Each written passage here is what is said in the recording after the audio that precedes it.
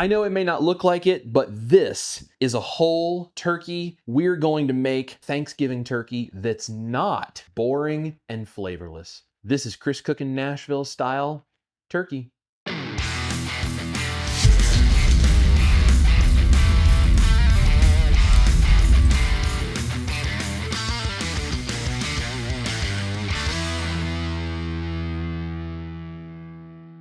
All right, y'all, we are going to have some fun with turkey today. I know turkey is one of those meats that a lot of people think is dry, flavorless. It's not anything special. It's just kind of a tradition for things like Thanksgiving or even Christmas time. But the reality is, if you do it right, you can make turkey something really special. I'm going to show you guys something really cool today. But before we do that, I want to thank Typhur, the sponsor of today's video. This is the Typhur Gold Dual Sink. This is an absolutely amazing set of probe thermometers, and it's going to help us get this turkey cooked perfectly today. If you don't have something like this, you'll be able to go down to the description box below. There will be a link for you, and I have a discount code. I'm also going to put that on the screen for you guys. Let me tell you really quickly about the Typhur Gold Dual Sink, and then we'll get into cooking the turkey. The Gold Dual Sink comes with 2 probes that are both labeled. You can also get the quad version of this with 4 probes to track each of those individually, and that's going to be especially helpful with our turkey, because one of the hardest things about cooking a turkey properly is that there is white meat and dark meat attached to the exact same bird, and they both cook differently. The dual is going to help us take care of that, because we're going to be able to monitor not only the temperature of the dark meat as compared to the white meat, we're also going to be able to use the Pro mode to track different points along the Gold Dual Sink probe. This is going to help us know what the temperature of the meat we're tracking is on the outside, as well as deeper into the center, and the ambient temperature of our oven, or if you're using a smoker or something else, it will do the exact same thing. Something else really beneficial about the Typhur, you have a massive range of connectivity with this. You can go up to 3,000 feet away from this Gold Dual Sink, and it is still going to stay connected. So connection issues are no longer a problem with your wireless probe thermometer. Now, what if you need to go somewhere else, say like up in the YouTube cave, to work on something online like I'm about to do? But you can also use the Typhur Sync on your phone to keep track of your cook from anywhere, as long as you have that internet connection on your phone. And a bonus, this thing can go up to almost 1,000 degrees ambient temperature without being damaged, which means this is going to be ideal to use on your grill or under a broiler or any of these other places where high temperatures might have been a problem for you with probe thermometers in the past. So if you guys don't have anything like this yet, I highly recommend you go check out this Typhur Gold Dual Sink and get yourself a special treat for Thanksgiving or Christmas or whatever it is you've got coming up to help you cook turkey, roasts absolutely perfectly every single time. Let's go ahead and get to cooking this incredible Chris Cookin' Nashville style turkey that doesn't really look anything like a turkey. So the reason my turkey doesn't look much like a turkey right now is because I have completely deboned this turkey. Now, this is going to do a couple of things. One, we have the bones we can roast to make incredible turkey bone broth, which is what we're going to use to make some turkey gravy, and I'm going to use it to make my carnivore stuffing. I will link my turkey gravy and my carnivore stuffing videos down below for you so you can go check those out. So I have deboned this entire turkey, and it has been dry brined. Let me walk you through the process of deboning your entire turkey, because it's going to make it much easier to cook, much faster to cook, and it's going to make it a lot easier to carve when it's time to serve. So first things first, let's debone a turkey. This is what you're going to get when you buy a whole turkey. We have our turkey, of course. We also have a turkey liver, a turkey heart, which is great to add to gravy, as well as the turkey gizzard. So these organs right here are going to be put on a tray right over here, along with the bones we're taking out and any other small trimmings we might have. So we're going to use all of that to make our bone broth and gravy. And again, any little trimmings like this are going to go over there and get roasted for flavor. So the first thing we need to do is take the wings off of our turkey. You're going to need a nice sharp knife. You're going to need a large cutting board and a little bit of patience, but I promise we can get this done real easily. So let's take off these wings first. This upper part right here is the drum of the wing, and then it connects to the bottom part of the wing. So we're going to cut down through this loose skin, and then you're going to bend this back and forth, and you can feel with your thumb where that joint is right there. All we need to do is slide our knife down through that joint and slice the front part of the wing right off like that. This goes on the tray because there's not much meat that you can really get off of that, but it's great for gravy and for broth. Now we do the same thing to the other wing, find that joint right there, cut through that loose skin just to make it a little bit easier, and right through the joint. Now we find the backbone. We're going to run down the spine with our knife and slice that skin right against the spine so that we can begin to peel all of the meat and skin off of the front of the bird. And hidden down in the cavity was the turkey neck. We're going to set that on our tray as well. Now we're going to stand the turkey up on its legs, pull the skin forward, and right here where the breast meat is, you're going to look for the wishbone. So if you pull that skin forward and you feel along the V shape of where those two pieces of breast meat are, in here you can feel against the carcass there is a bone that runs behind the breast meat. That is the wishbone, shaped like a V. It comes up and connects to those shoulders right there. We need to find where that bone is inside the breast meat and make a slice along that bone on both pieces of the breast so we can reach underneath of the wishbone and pull it out. It takes a little bit of force, but if you take your time, you can get it out no problem. It may break into a couple of pieces. That's totally fine. We're just going to make that V cut, reach inside, and pull out the wishbone. Next, we need to separate the shoulder from the carcass. So we're going to find this top shoulder joint right here, pull this skin back and find that empty space where the joint is moving. We're going to take our knife and slice down through that to separate that other piece of the wing from the carcass. Now we do the same thing to the other side as well. Our two pieces of breast meat run right here. We're going to pull that skin forward and we're going to slip our fingers between the main pieces of breast meat and the two tenderloins. You can see there's a natural separation. We're going to slide our fingers down in there, and then one at a time we're going to grab the wing and we're going to pull and twist our wrist and pull that wing away from the carcass to peel down. We're going to do that on both sides to begin peeling the breast away from the turkey. And we're going to do that until we expose the oyster, which is right above the top part of the thigh. It's a nice little piece of dark meat you'll be able to see on both sides. Expose that oyster, and then we can use a knife to slice that free and continue peeling the carcass the rest of the way free of the breast. Now we need to get the thigh and leg removed from the carcass as well.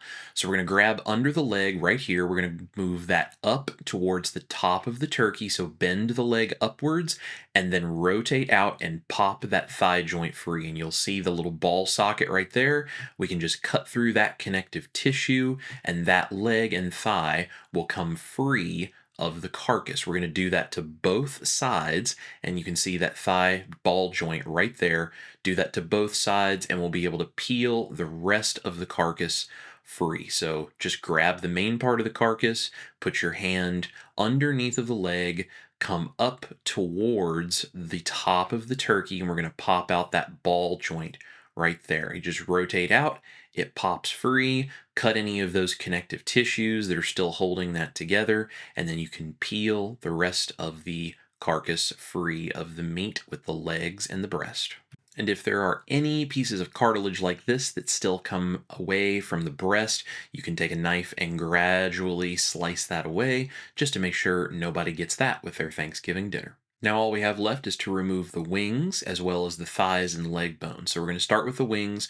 We're going to grab the top of the wing joint, cut all the way around the top part of the joint here, and then you can get all of that connective tissue free to where you can grab the meat and push down against the cutting board by standing that wing bone up, and you can push the extra meat right off the wing bone and then just pull the bone free.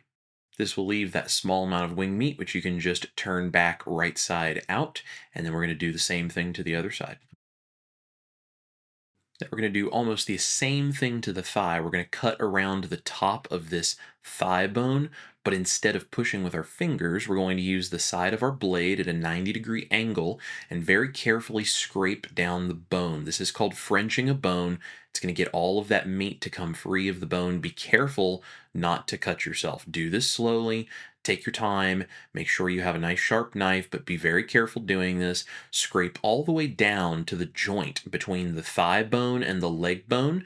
Then you're going to cut around that bone in sort of a bulbous shape or sort of a circular motion to get around the joint. Do the exact same thing to the leg bone, get all of that meat free, and then you're going to use something heavy like a cleaver or the back of a very heavy knife, and we're going to break through that tip of the leg. We're going to just twist that until we get that bone to come free, and then we can pull out the entire leg and thigh bone all as one piece. Do this to both sides, and you will have a completely bone-free, deboned turkey. And there's only one more thing we have to do before we can start prepping this for the fridge. To make our lives easier and to make this cook faster, as well as give us access to all the meat to season everything, I'm going to split open the leg and thigh by sticking a knife down through that hole, that channel that has been left by removing the leg and thigh bone, and we're just going to split that open on the top side so that it will fold open and lay flat just like the rest of the turkey. Make sure you don't miss out on any meat. Grab that carcass and slide the knife down past the breastbone and peel off these tenderloins that were left attached to the carcass. That's the last piece of meat we need to make sure to get. Use little short strokes, stay along that bone, and that tenderloin will just peel right away. So you have a perfect little piece of meat. All we need to do is use our knife, a paper towel, grab that little white tendon at the top of the tenderloin, use the knife at a 90-degree angle, and very carefully slide 90 degrees from the edge of the knife along that tendon, and you'll be able to peel that right out of the tendon so you have nothing but pure tenderloin meat. We'll set that along with the rest of the turkey. Now we can get ready to dry brine. I'm going to set my tenderloins in this gap between the breast meat and the leg and thigh meat. That's going to fit in really well right there, and then when we dry brine everything, we'll dry brine as evenly as possible. All right, now that we have deboned a turkey, it's time to dry brine this turkey. Now you can do a wet brine turkey or you can do a dry brine turkey, either one. Dry brining is very difficult to do with a turkey though, because the salt sits on the outside. Unless you debone the turkey and flatten it the way that I have, and then you can salt it on the inside with the meat, and you can salt the skin to get a nice crispy skin. That's exactly why this is such a great technique, because wet brining a turkey, while it works really well, it does make it hard to get crispy skin, and it also is very difficult to fit that whole turkey inside of a tub with a wet brine inside your refrigerator. Dry brining is much more convenient, and when you debone the entire turkey, it makes it to where it's going to be just as effective, if not more effective, for your final product. So let me show you how we dry brine this particular turkey to make sure the skin is going to get nice and brown and crispy. So now that the turkey is totally deboned, I'm just going to dry off some of the excess moisture, and then I'm going to salt it really well on this side like I was seasoning it to eat it. We're going to flip over the skin side, and I'm going to show you what we do to that to get the skin nice and crispy. So let's go ahead and get this ready to dry brine.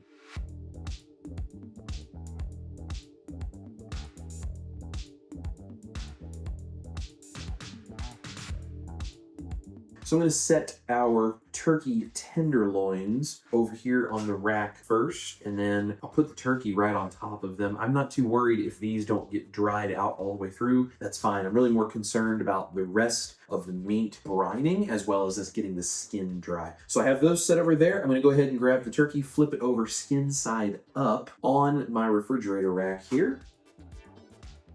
And then I'm going to rearrange so that we can get as much of the skin exposed as possible. I'm going to take about a half of a teaspoon of baking soda and sprinkle from up high to try to get as even of a distribution as I can over the skin. You don't need a lot, but you want a little light coating over the entire turkey. And to help it along, I'm going to use a silicone brush.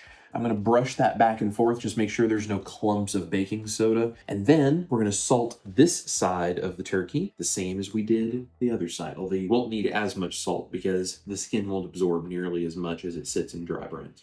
I'm just going to do a sprinkle of salt on the skin side as well, and this can go in the refrigerator for at least 24 hours, up to 48 and maybe even 72 is going to be a little bit better. We're going to do a good 48 hours brine on this.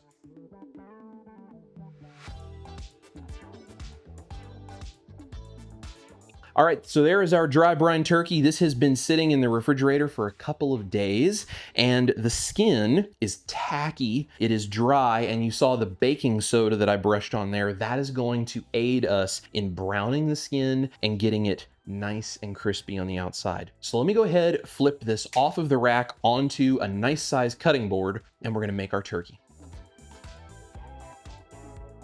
Now that I have the turkey flipped onto the cutting board, I'm gonna take a pair of food pliers, and if you don't have a pair of these, I'm gonna link them down below. You should absolutely have a pair of these in your kitchen that is meant for only food. It's really good for getting things like bones out of fish. More importantly, right now, it's gonna help us get all of these bits of connective tissue, at least the big ones, out of the dark meat of the turkey. So when we go to eat this, we're not chewing on a bunch of strands of connective tissue. Let me show you how we do that to make the leg and thigh extremely fork tender.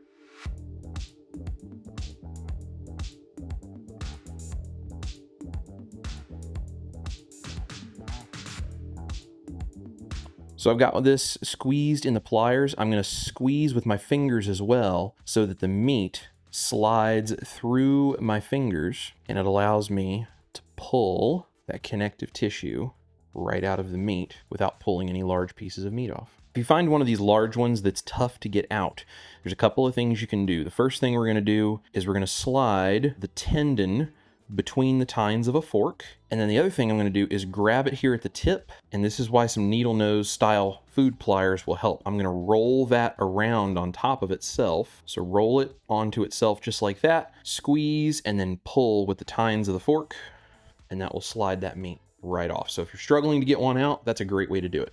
Now that I've got all of these connective tendons out of the legs and thighs of the turkey, we can go ahead and do something real special that you can't do when you roast an entire turkey all at one time with the bones in. We're gonna season all of this meat on the inside. So as it's roasting, we can actually get flavor into this meat. Now it's already salted, so we don't need to do that. And you could just cook it right there if you want to be super strict carnivore. Otherwise, we can use some garlic powder, some black pepper, and of course, if it's gonna be Thanksgiving, poultry seasoning.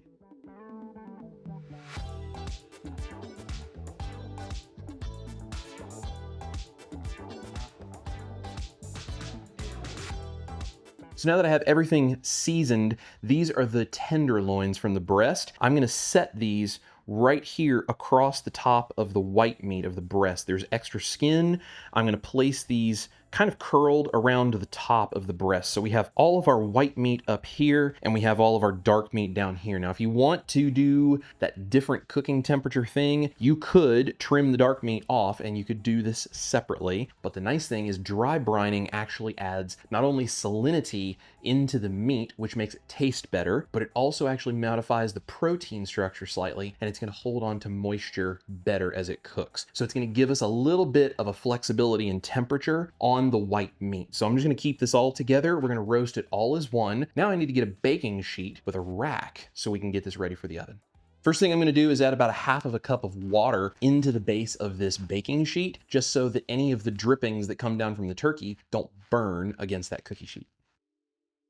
Next thing we need to do is move our turkey over onto our rack. We're gonna do it skin side down first, and I'm not gonna do anything seasoning wise to the skin because the skin is not gonna really absorb any of that flavor of the seasoning. So I'm just gonna put this meat side up, and then we'll flip it over partway through cooking so we can start working on getting the skin nice and crispy.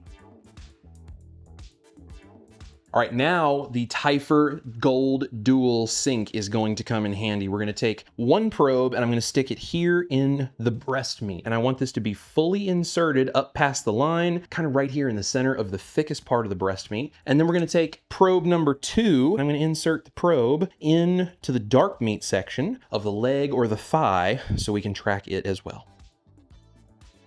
Now that we have the probes inserted, we're going to be able to track the temperature of both the white meat and the dark meat. The dark meat, because it is in smaller pieces after we have pulled both the bones and the connective tissues out, is actually going to cook probably a little bit faster. And that is perfect because the white meat is what always ends up getting dry and overdone. We've only got one more thing we need to add, and this is ready for the oven. It's time for some bacon. Now, if you don't eat pork, this is an optional step, but if you do, this is a great way to make this Thanksgiving turkey just a little bit more special. We are going to take some slices of bacon and give ourselves a little extra insurance on that white meat. So we're going to take some bacon slices and lay them right across.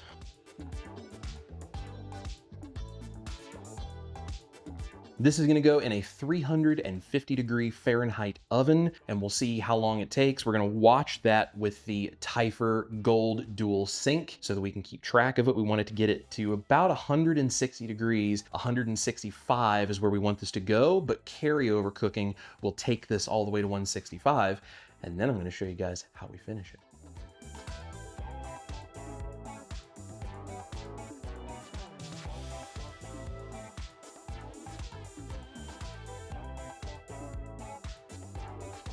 All right, we got about 20 degrees to go. We're gonna go ahead and pull the turkey out, take the bacon off. I'm gonna flip it over so we can start drying that skin out for the last little bit. Once it hits temperature, I'll show you how we finish it up and make it crispy.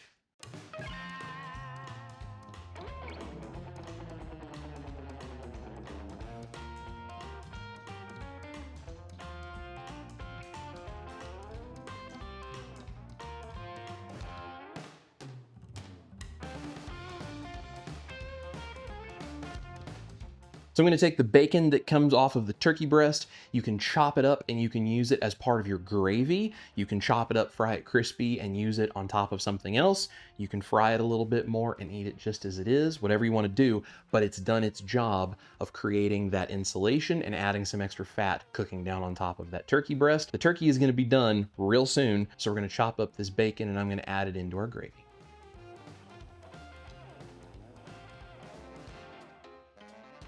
Okay, so we are about 10 to 15 degrees away from where it is we want this to be. So that last 10 to 15 degrees, I'm gonna do using the broiler so we start drying out that skin so that I can show you how afterwards we can make it nice and crispy.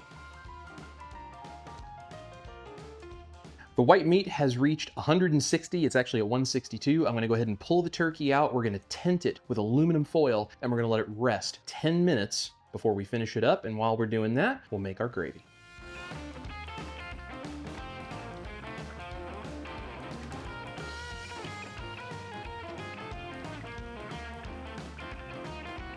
Now that the turkey has rested, I'm gonna brush some bacon grease over the skin. Now you can use any kind of animal fat you want. You could even use butter, but something like bacon grease or beef tallow would be better because it won't burn. And once you see the final step, you'll understand why that's important.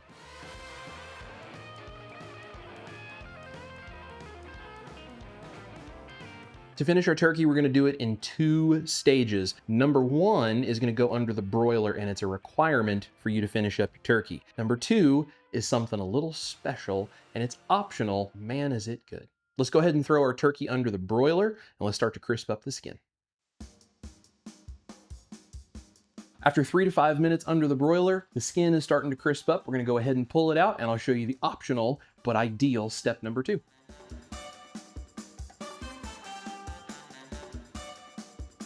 To finish up the skin, we're gonna do a almost hybrid of a roasted and fried turkey. I have lard in a pan here. You could also use beef tallow or ghee. We're gonna bring this up to smoking hot temperature. It might be best to do this outside if you have that option. Just be careful because this oil is gonna be real hot. And I'll show you how we finish it.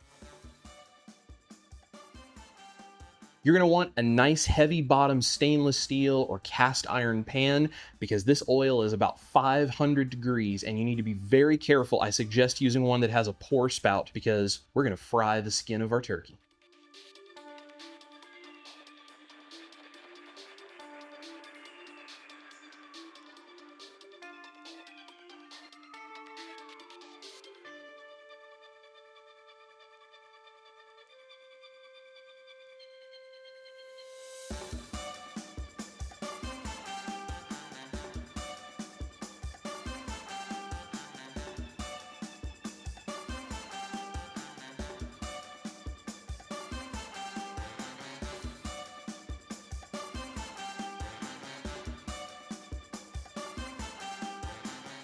Now it's time to carve the turkey, which honestly has become a very easy proposition because there are no bones. We have our white meat up here, and we have our dark meat around the corners, and come in close. See if you can hear this. Let's go ahead and carve and plate up some turkey with that beautiful carnivore gravy that I have linked down below.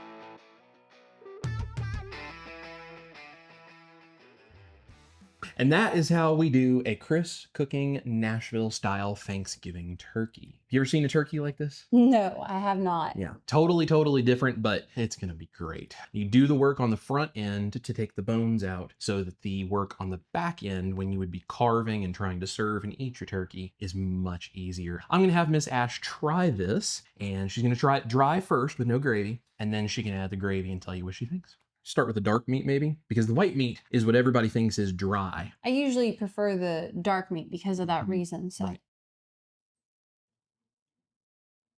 Right. That is the most flavorful, delicious, moist turkey I've ever eaten. It's the best I've ever made. Gravy's gonna make it better. Y'all know it's gonna, oh, so good. You know, growing up, my mom would make turkey, and the only way I could eat it was if I like smothered it in cranberry sauce to kind of choke it down. So I'm usually not a big fan of the white meat, but let's try this. Oh, wow. Oh, babe. Wow, that is good. On the white meat, with it being kind of the drier of the two, it is so moist. It is so tender. The crust that you got on the outside of that skin is amazing. It is evenly and perfectly cooked. I mean, this is the best turkey I have ever had. No cranberry sauce needed. When I was cutting it, you guys probably saw as I was plating it up, juice was literally running out of the breast as I was cutting into it, and that's after it rested. Stop. That, oh my gosh, that is so good. This fork, we don't need this fork. We're just gonna pick up this big hunk of meat, and I'm just going for it. So your gravy is amazing. This meat is absolutely perfect. I could eat it just plain and dry with nothing on it. I'm super happy. When I add that gravy on top though, adds these little elements to it. Let's see. That is just unreal. This is gobbling my gobble. I always thought turkeys took like whole days to cook. This took like no time. This is amazing. One of the best benefits of doing a turkey like this is you take what's a 2.5 to 3 hour project and you make it basically a little over an hour is what it took for us. Incredible though. Yep. And it tastes so much better, and it takes less time. Well, like that's a win-win. Splitting the meat open so you can dry brine it and get the seasoning in there makes it taste good all the way through, keeps all the juice in there, and it's absolutely unbelievable. It's incredible. Like every bite of this is just amazing. Yeah. So well cooked. This is the way I'll be making turkey for the entire family for Thanksgiving. So the nice thing with the dark meat too is when you split the legs and the thigh open the way that I did, you can pull out all of those connective tissues, all the sinews and tendons, and you can just eat the whole thing, and you don't have to be picking that stuff out or trying to chew around it or anything. It just makes it a lot more enjoyable to eat the dark meat of the turkey. Good Lord. This is amazing. Well, there you go, guys. That's the way we do Chris Cooking Nashville's not boring Thanksgiving turkey, because this does not taste like nothing. It does not have any dry, weird, birdy thing going on. This is a fantastic, juicy morsel of pure protein, some really good animal fats, and then that beautiful carnivore gravy over top. All of my links are going to be down below. You guys make sure you go check out this Typhur dual gold sink, because it is amazing how well that thing works. And I was able to go upstairs while the turkey was cooking, keep an eye on the temperature of this, which is how I was able to get it cooked perfectly. It makes all the difference in the world. There's going to be a discount code down there for you guys. Thank you so much, Typhur, for sponsoring the video and for sending that out. That's going to get a lot of use because it does an incredible job, and I can go to the other end of the neighborhood and I can still have that thing connected to the probe thermometers so I can keep an amazing eye on my food and nail things like turkey or roasts or anything else every single time. All of my other links are going to be down below, including the gravy and the Thanksgiving stuffing done keto and carnivore style that you're going to need to go with this for your keto or carnivore proper human diet Thanksgiving dinner. Guys, go make this turkey. Let me know how you like it. It's an amazing recipe. I promise you're not going to be disappointed. Thank you guys for being here. This is Chris Cookin' Nashville, my beautiful wife, Ash Taylor. Eat your meat, especially when it looks like a not boring turkey. Love your life. We're going to see you guys here in the kitchen for a bunch more recipes, and we wish all of you a wonderful Thanksgiving. I'm gonna just drown this in gravy. Just drown it in gravy. Oh my gosh. What am I thankful for? This turkey, yes.